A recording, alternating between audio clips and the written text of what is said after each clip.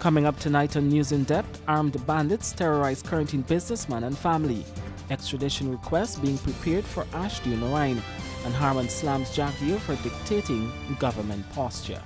News in Depth begins now. With the news, I'm Kurt Campbell. Thanks for joining us. Let's tell you now that the Corentyne family is counting their losses after bandits invaded their business place on Wednesday. Armed bandits pounced on a grocery shop along the Corentyne on Wednesday where they beat and robbed the proprietors before carting off with cash, cellular phones and other valuables. According to the owners of Chill Grocery and Parlor, 5 armed men with masks, cutlasses and guns entered the shop just after 7 p.m. and demanded that they hand over the money and other items. The husband and wife, who were known as the Carmlals, said they were there with their children during the attack and were severely beaten by the men.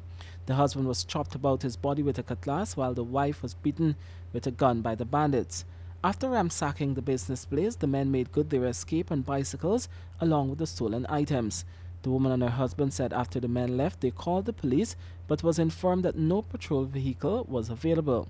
The family opened the business earlier this year and is now reconsidering the investment. More news after this break. Attitude. Give me attitude. Next. Action. Guys, where's the ice cream? Cut! In 4 delectable flavors, the new Super Premium Royal Ripple ice cream is smooth, unbelievably rich, and far more affordable than you think. Royal Ripple Super Premium from Sterling Products Limited. I sell swaggerific. Spaniard me like staggerific. I Spaniard. When it's give me a hand on the one place. Turn up, turn on up, turn up, turn on up, stack up, turn on up, turn up, turn on up, stack up, turn up, turn up, turn on up, turn up. Stagging on me hands now. Hand up, hand up, stack up, hand up, hand up, hand up, stack up. Tell them no. I don't business if you're not on time. You must always have stag in the line. Well, everybody have a stag in the hand. Where's mine? Staggerman's beer.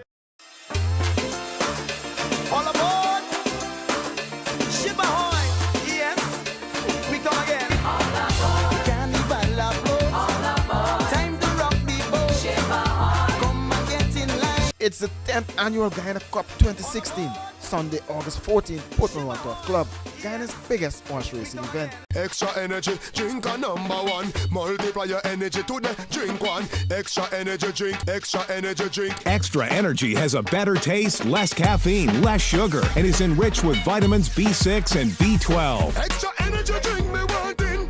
You give me the energy night and morning. Extra energy drink, extra energy drink. Visit the wholesale distributor in the Stabrook Market or call 683-9500 to order yours today. Extra Energy Drink is also found in supermarkets and stores nationwide. Crime Chief Wendell Blanham says an extradition request is being prepared for former GPL Deputy CEO. Extradition documents are being prepared by the legal advisors of the Guyana Police Force to bring wanted suspect Ishwar Deonarine back to Guyana to answer fraud charges. Crime Chief Wendell Blanham said Deonarine is still wanted by the police. Deonarine, he's still wanted by the police, and our legal advisors, they are in contact with the law enforcement officials overseas, and we're trying to prepare extradition documents. Deonarine, the former GPL Deputy CEO, was involved in a multi-million-dollar fraud at the utility company. It is alleged that the former Deputy CEO transferred some $27 million into his private account.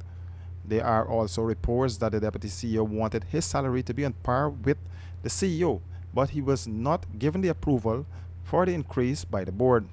So he went ahead and paid himself the money retroactively. The auditors also found out that former director of the board and veteran trade unionist Carvel Duncan also found himself in hot water with Deonarine by paying himself $900,000. Duncan requested that his payment be retroactive for 48 months since the company's board members had requested that their allowance be increased from $5,000 to $20,000, but no approval had been given. Carvel Duncan is currently before the court on fraud and conspiracy charges. According to reports, Deonarine promised the APNU AFC government to repay the money after the auditors discovered the discrepancies at the company. Deonarine has since skipped the country. State Minister Joseph Harman and Opposition Leader Bar Jack Deere are at loggerheads over the release of contract details. State Minister Joseph Harmon today cautioned opposition leader Bar Jack Dio against accusing the APNU-AFC government of lacking transparency.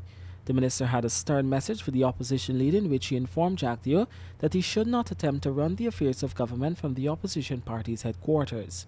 But we have a country to run. He can't run the government from in the opposition. He can't run it from Freedom House. The government is run from government offices, not from Freedom House. And that is what I would like to see on this matter. The minister was responding to Jack Dio's call for the government to place in the public domain contracts that were signed by the previous People's Progressive Party. Jack Dio recently contended that nothing could stop the government from releasing the contracts and denied the claim of confidentiality clauses. Dear Mr. Jack Dio to say otherwise. I don't want to get into a public battle or a squabble with the leader of the opposition. Harmon maintained his position and said that some of the contracts had so many confidentiality clauses that this government could not even find them. He said Jack Dio must now tell this nation where are the contracts that even the finance minister cannot locate. And that's a wrap of the major headlines for today. Join us again same time tomorrow for another news roundup.